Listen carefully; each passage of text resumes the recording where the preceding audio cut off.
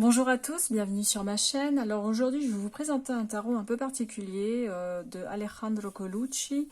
C'est le tarot V aux éditions intuitives. Alors j'ai beaucoup hésité avant de l'acheter parce qu'il a un côté très satanique, très dark. Et voilà, ce ne sont pas des énergies qui m'attirent en général, bien que je possède quand même tarot sur les sorcières, des oracles sur les sorcières, tout ça. C'est vrai que ce tarot me semblait un petit peu... un petit peu agressif, mais bon, finalement je l'ai acheté et j'en suis très contente. Voilà, je vais vous montrer ça. Alors, ce sont des coffrets comme chez Los Carabeo. D'ailleurs, c'est Los Carabeo à la base, mais là, c'est Intuitif qu'il a édité en français, alors qu'il s'ouvre comme ça. Et j'adore ces boîtes. Moi, j'adore les boîtes à la verticale comme ça. C'est vraiment sublime. En plus, on a la même illustration. Alors derrière, en général, ouais, c'est illustré de tous les côtés. Hein. Vous voyez, c'est magnifique. Vraiment, j'aime beaucoup. Alors pareil, la boîte, elle est illustrée de chaque côté. C'est vraiment sublime. Alors, je vais sortir tout ceci. Donc, je vais vous montrer le livret vite fait, hein, parce que bon, c'est un tarot, hein, on ne va pas perdre 107 ans sur un tarot. Donc, le petit livret, il se présente comme ça. Il est en noir et blanc. Ah non, je dis des bêtises, il est en couleur. Il est en ouais, un petit papier glacé satiné, que j'aime beaucoup. Donc, il y a une petite introduction concernant ce tarot.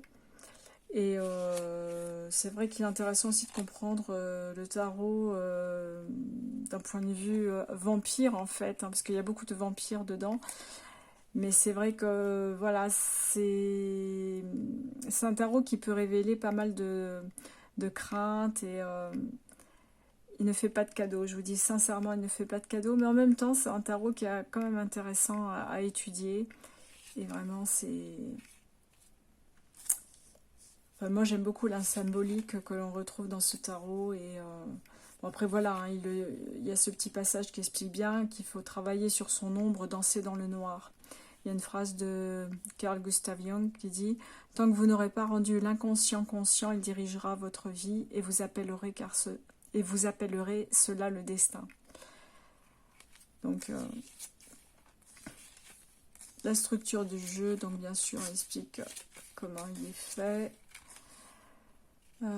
Les cartes, bon, il y a les cartes de course, tout ça, et après on arrive aux cartes. Donc il y a différents tirages.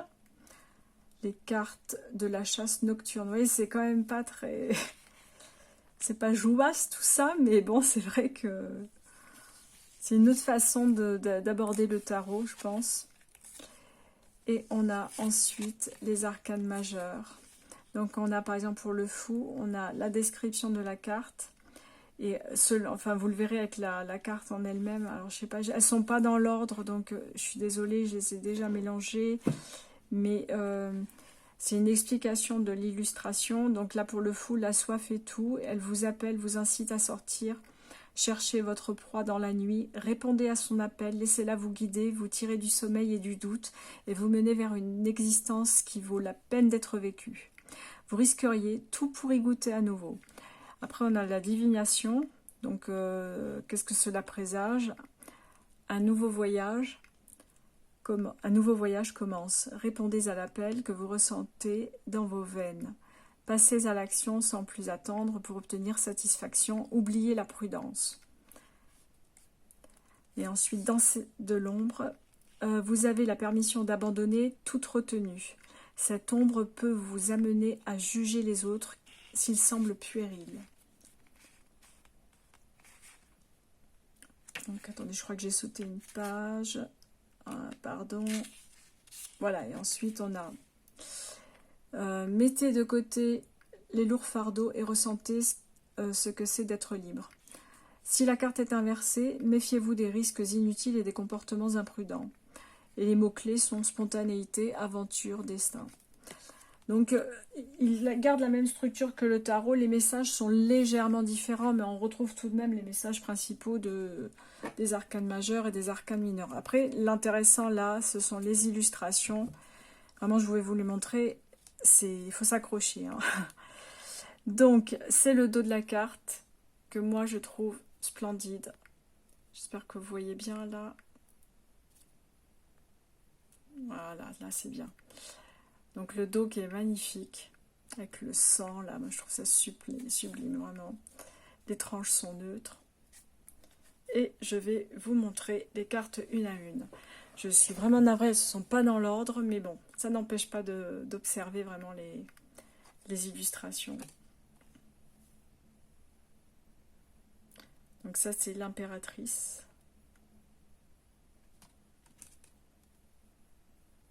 C'est dark, hein, c'est vraiment, il n'y a rien de très joyeux dans ce tarot, mais je pense qu'il a le droit d'exister. Il est vraiment très très beau.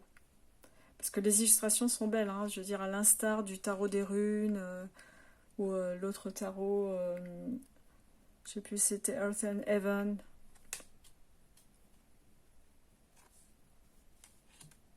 Ou Heaven and Earth, je me rappelle plus, il faudrait que je retrouve, mais il est un petit peu dans le même style d'illustration. Bon. Elles sont bien épaisses, alors on a toujours l'impression d'en avoir deux, mais en fait elles sont vraiment très épaisses, donc de très bonne qualité. Vous voyez, les illustrations sont vraiment sont très éloquentes hein, quand même, hein. Elles sont violentes, mais je pense que elles envoient plein de signes, plein de messages, pas uniquement d'un point de vue dark, aussi d'un point de vue développement. Regardez-moi ce diable. Vraiment, celui-ci est horrible. Hein.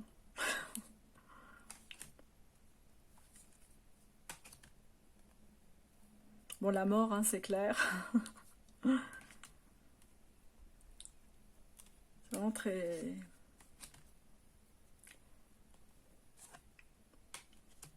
C'est vraiment très particulier comme tarot. Hein.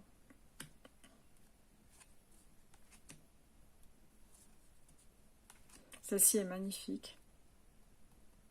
Ça me fait penser à des films comme Sleepy Hollow. Vous voyez, c'est vraiment... on se croirait en Transylvanie.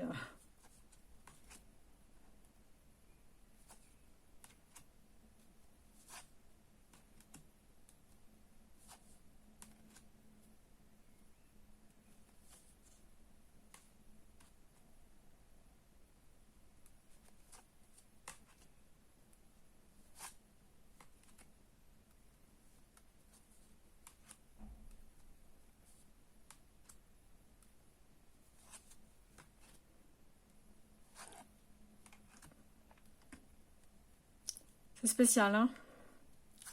Ça, c'est le 4 de Pentacle.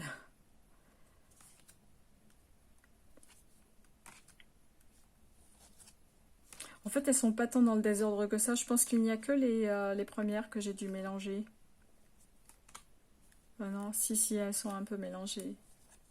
Bon, il y a une suite un petit peu quand même dans les mineurs.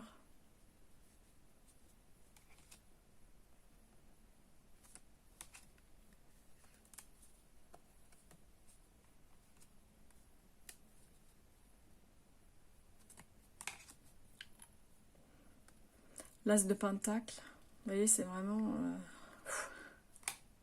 faut avoir vraiment le cœur très accroché pour supporter ce genre de tarot. Moi, je vous assure, hein, vraiment au départ, je voulais pas. J'ai dit non, c'est trop pour moi. C'est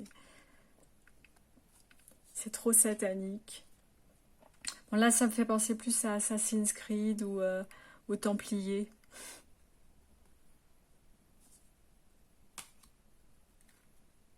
Puis c'est un petit peu ce qu'on retrouve comme illustration dans tout ce qui est Dark Fantasy ou Heroic Fantasy.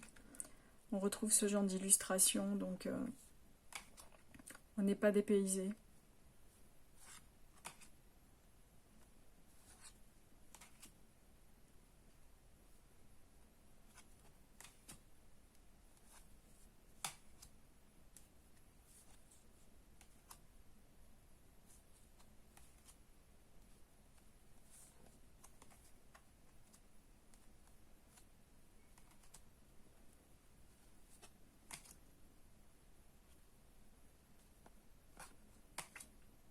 N'hésitez pas à me faire part de vos commentaires, de me dire ce que vous en pensez, ou si vous l'avez déjà peut-être. De me dire ce que vous en pensez, si vous l'utilisez aussi.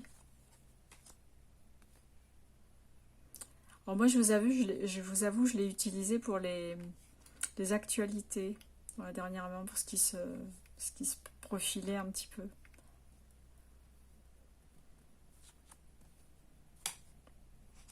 Parce que je trouve que pour les tirages géopolitiques, il est bien utile aussi, ce tarot.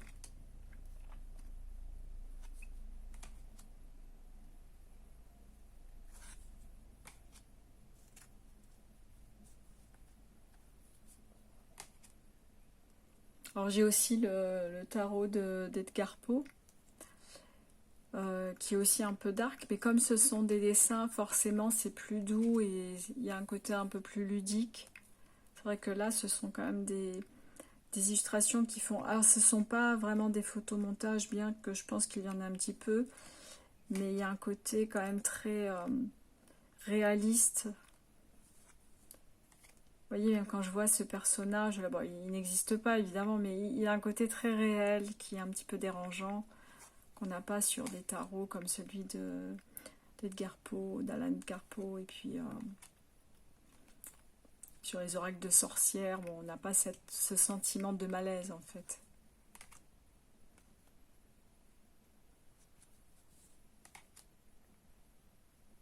Et voilà la dernière. Donc ce tarot est vraiment magnifique. Moi personnellement, c'est vrai, si vous n'aimez pas tout ce qui est satanique et si vraiment ça vous dérange, non, il vaut mieux pas en faire l'acquisition parce que voilà. Par contre, si on n'est pas trop sensible à ça et puis que finalement on trouve qu'il a aussi son attrait au niveau des tirages au tarot, moi je trouve qu'il est vraiment très très bien et il a, comme je dis, il a le droit d'exister bien sûr. Donc il est vraiment très très joli. Je ne le regrette pas du tout. Et parfois, les hésitations font faire de bons choix. Donc voilà pour ce tarot. Il est au prix de 24,90 €. Donc vous le trouvez encore chez Cultura, Amazon et autres. Donc voilà, merci de m'avoir écouté jusqu'à maintenant. Merci à vous de rejoindre ma chaîne si ça vous plaît. Et puis j'espère à très vite pour une autre revue. Bye bye!